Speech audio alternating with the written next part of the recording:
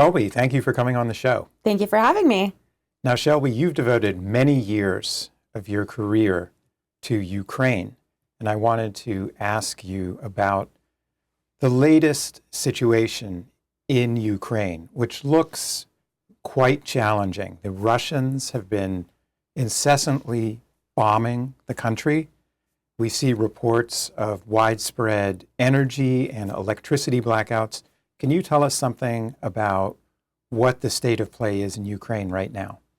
Sure, thank you. And I've been lucky to work on focusing on Ukraine for years, really looking at U.S. policy toward Ukraine and why Ukraine matters to American security and interests. And I would say that's still relevant and that Russia's war in Ukraine is still a threat to all of us. And what they're doing now continues to show that.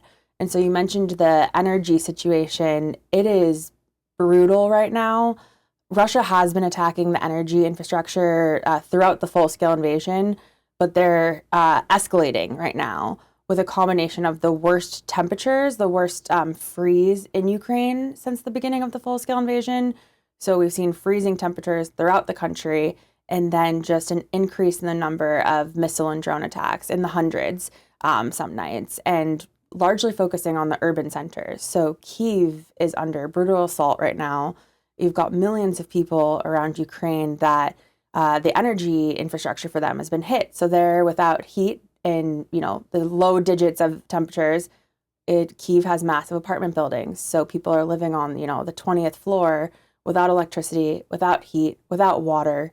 And it's not just Kyiv, it's around the rest of the country. But Russia is doing this. They're very cynical. They wait for the worst of the temperatures and hit the hardest.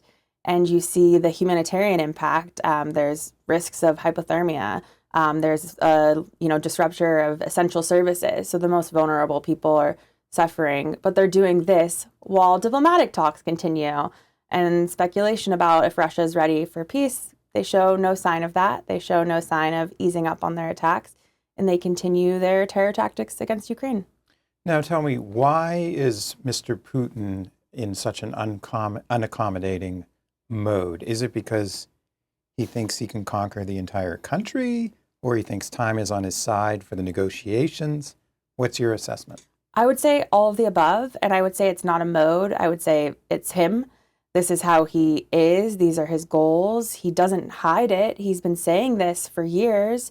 Sometimes there's fancy talk to try to paint it in a different way. But he has these maximalist goals. You can speculate, is it psychological? Is it for his legacy? Does he feel he'll lose power? Whatever it is, it's what he wants. He doesn't see Ukraine as a real country. He wants to conquer them all. I think he hates Zelensky. He hates Ukraine. And he has aims beyond Ukraine. And he mentions that. Others in Russia mention that. And they throw out different threats to try to get their way. But we've seen over years, pressure and economic pain are the only thing they really respond to. And I don't think that Putin is feeling enough of that. So he does think he has time, and he thinks he can, get to some good deal. So why stop? Now, there's been a lot of speculation that Russia itself is becoming exhausted from this war, and that 2026 could be a decisive year. And Ukraine, as you know, has had a number of spectacular hits inside Russia itself. What's your take on developments inside Russia? So I'm glad you mentioned this. Russia's economy is weak. It has turned to a wartime economy. They've devoted all their resources to this. They've had to pay, large amounts to get people to go into the army and then pay out when they die, and many of them die.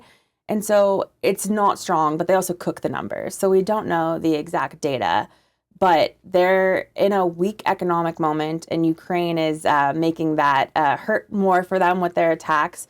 The U.S. and Europeans and others with the sanctions also, put pain there, but they need to enforce it and do more. And then we see the shadow fleet is another source for Putin. And so, going after some more tankers would help there as well. But as for 2026 being decisive, I don't know if that means that Putin will fall, but he's certainly looking at the year. He's looking at negotiations, and the question is, does he have all the information? One never knows in an authoritarian system, but now is a moment where they shouldn't feel extremely secure in Russia, and now is a moment to keep pushing.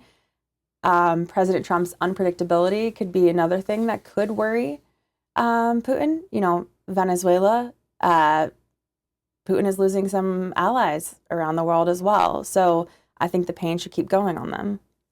That's interesting because, as you also know, many of the opponents of aid to Ukraine, and they do exist in Washington. Yes. Argue, they would say, well, Shelby, you've just told us the paramount reason that we don't need to get involved. What's the big whoop?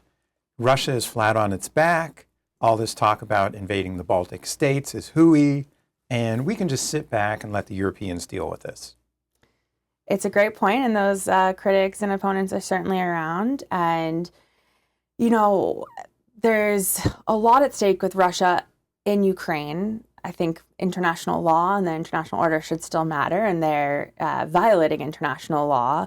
There's humanitarian issues, but there's also more to it for NATO. And we see, sure, there's, future scenarios that could happen with the Baltics, but also right now we see Russian hybrid attacks continuing in Europe. We've seen, them looking further in the world. We see Russian influence. And so that is a threat to American security. And the cheapest and most effective way to push back on that is in Ukraine. And the Ukrainians can do it. They just need more support. And that's what they say themselves. In a sense, we are in a Cold War with Russia right now. In a sense. Because, one argument, and a different argument, a very different argument, has been that the Cold War actually never ended. And that Mr. Putin doesn't believe that the Cold War ended and has in fact ramped it up. And I personally find that argument pretty compelling. And with that follows the logic that he sees America as an enemy and a threat. And so some of those opponents of Ukraine aid also are advocating, or proponents are at least open to U.S. warming with Russia. And I would point that out if we're still in this Cold War, just listen to what Putin and other Russians say about the U.S. That's not an ally. That's an adversary. So let's say Mr. Trump does decide that he becomes annoyed with Vladimir Putin. What would your advice be to the Trump administration vis-a-vis Ukraine? What should they do to raise the pressure on Russia? Well, I think that President Trump has been annoyed at Putin, but he also ebbs and flows on that. And I think that he should be beyond annoyed. He should feel insulted. And he should feel, aghast at the loss of life. President Trump does constantly speak about that he wants the killing to stop. He often looks at the numbers of the soldiers, but look at what's happening with the civilians right now. We just talked about people are freezing in their apartments. My friend had to leave her apartment in Kyiv because her baby was freezing in the crib. So I think that President Trump needs to focus on what Putin is doing, not just what he's saying. As for what they should do about Ukraine, want to listen to Ukraine as well and listen to the European allies that have been focused on this. They ask for some key things, more sanctions enforcement. There's still more that can be gone after on the economy. More weapons can go to Ukraine. Right now, it's good that we're allowing NATO allies to purchase weapons for Ukraine. But of course, we could, look toward having Congress put another package together and authorize that. Don't threaten to cut off intel. Continue that collaboration and look at some more on the economic cooperation with Ukraine. There's a lot to benefit from for us as well. And we're looking at that a bit now on drone co-production elsewhere, but more can be done because really Ukraine needs money to produce a lot of what's there. And then be mindful of the negotiations. Don't push Ukraine more. They are not the problem. Remember that Putin is the problem. He doesn't want peace. And I'm sure there's a lot more things on the technical level in the negotiations, but it starts at the top of being clear-eyed about what the threat is. In short, no moral equivalence. Yes. Now, President Zelensky also gave an important talk about what he believes will be a significant revolution in Ukrainian defenses in AI and drones. Can you tell us a little about that? What that would mean? Sure. So what I would say primarily beyond just what he's said in his speech is that Ukraine is doing amazing things because of the necessity. So necessity breeds innovation, and Ukraine has amazing people on all sectors that are in this. And so they've got companies, they've got, the producers, the engineers, others working with folks on the front lines. They're constantly adapting. Russia is as well. They have, a different scale, but Ukraine on the innovation with the AI, I think the whole world can learn from them. And I've spoken to a Republican U.S. veteran who works in Congress who said, I'm worried in the U.S. we're not learning enough from them. We need this for future warfare. We don't want to miss these lessons. We should be doing more. So there's a lot. I think there's already some coordination, including private sector and public sector, but more should come. And it can't be just a one-off of agreeing on something and saying, here's the plan. It has to be constantly innovating and adapting. Yeah, you do have to wonder if the United States military is taking full cognizance of what's happening in Ukraine. I know that there's considerable foreign investment into Ukraine as well, specifically in the drone sector. Mm-hmm. Yeah, and it's of course not just drones. There's other aspects, but I think that there is awareness within the U.S. military and the leadership here that we can learn from Ukraine, but what that means, what they invest in it, how they actually get those lessons in planning, I'm not sure, and I'm sure there's more that could be done. And that also means continuing to support Ukraine, and there's benefit for us there as well. Mentioned intel sharing earlier. We benefit from that intelligence that they are sharing as well. It's not just a one-way street. Now, I'd like to turn for a second to the internal domestic politics of Ukraine, because there were some verbal fisticuffs between Zelensky and the mayor of Kiev, Klitschko, trading blame for the energy situation or the lack of energy. And Zelensky has also brought in Budanov into his cabinet, former head of military intelligence. What do you make of all this? Is Zelensky more firmly in the saddle now, or divisions emerging? We have the prospects of potential elections. General Zaluzhny is in London. So there are all these different... Okay, a lot to choose from there. I'll start with Klitschko. So this is not new. President Zelensky and Mayor Klitschko have long had tensions. Both are, strong leaders, strong-willed, and have a lot that they're dealing with. They've had spats before. Right now, this is focused on the energy crisis in Kyiv.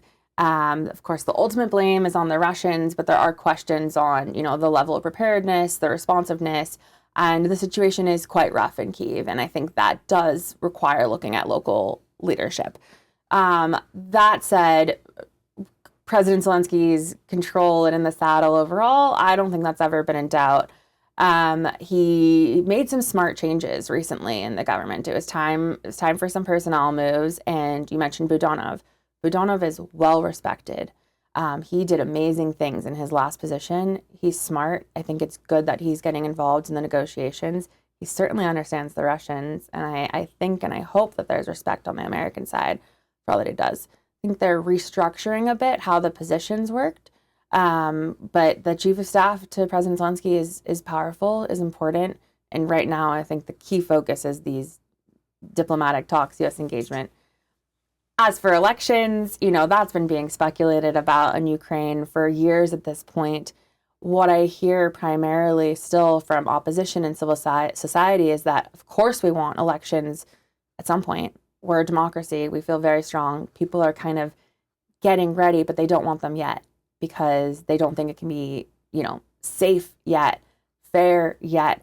And so they say, we are thinking on it, we're looking, but we're in dual realities. On one hand, it could happen anytime. On the other hand, we don't see an end to the war coming. So, they'll continue looking at different options. You mentioned a couple named, but Ukraine always has surprises, so there could be others. But I don't see it happening in the immediate term. But if it does come sooner rather than later, plans are already in place in various areas. Now, another thing that has not occurred is there's been no Russian breakthrough on the front lines.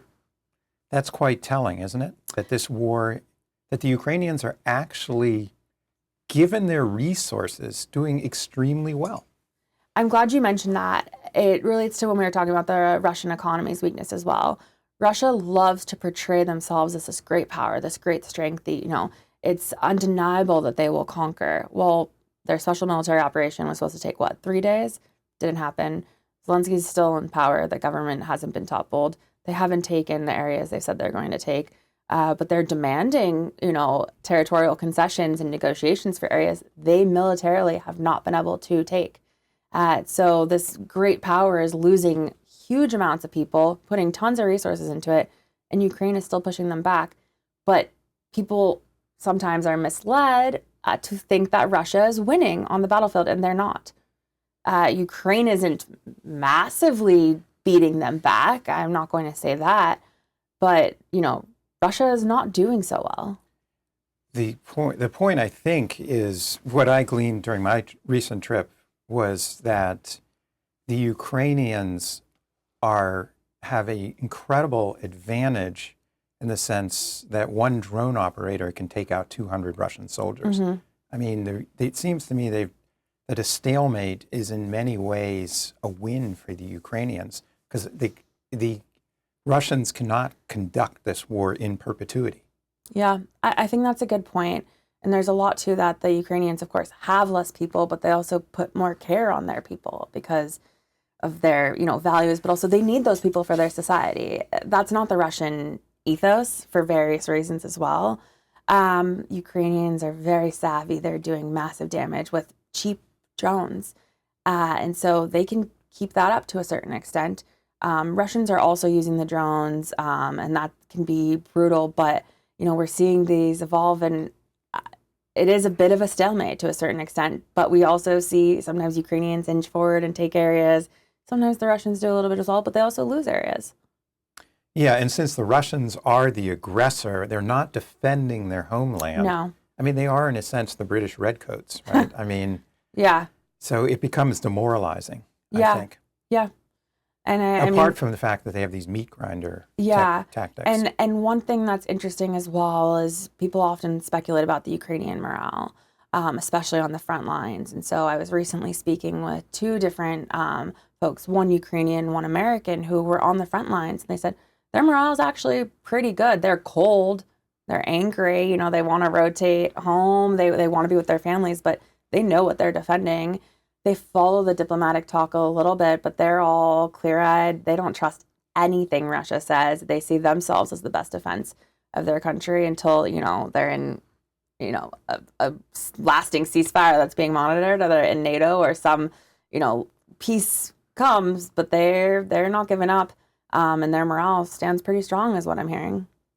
Now, final question. Mm-hmm. Since this war will come to an end at some point, the other thing that was talked about a lot when I was there is the post-war scenario, and people are trying to plan. Mm-hmm.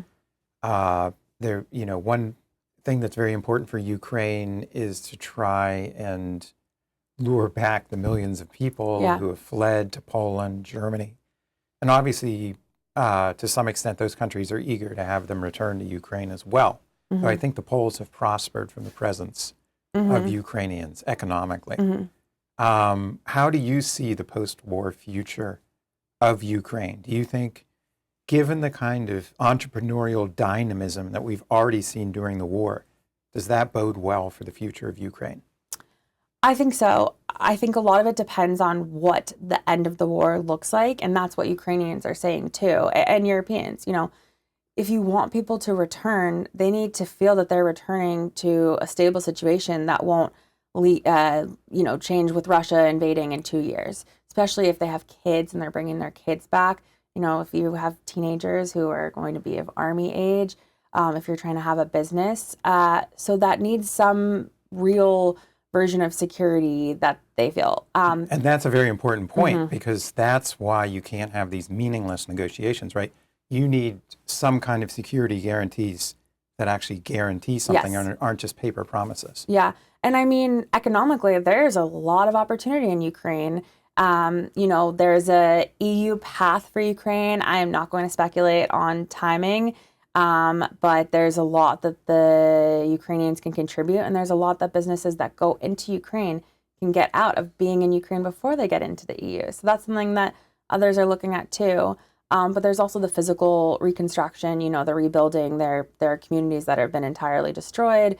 We see the energy infrastructure being hit constantly. So that'll have to be looked at. So it'll depend on where people are from too. People that are from Kyiv, more likely to go back than if you're from obviously Mariupol. But again, people didn't want to leave Ukraine in many ways. So there is this strong sense of identity and patriotism that I think many will want to go back. But, it's now been a couple of years. So the more settled they are, the harder it is. So they need to feel like they're going back for the long term rather than leave somewhere, you've been in, let's say Prague for 3 years. You don't want to go back to Ukraine for 6 months. But I think a lot of families want to reunite. Elderly family members are still in Ukraine. I've heard from others, my grandparents are getting older and they just really want to be in Ukraine. They're more comfortable in Ukraine. That's where their home is. Shelby, thank you. Thank you.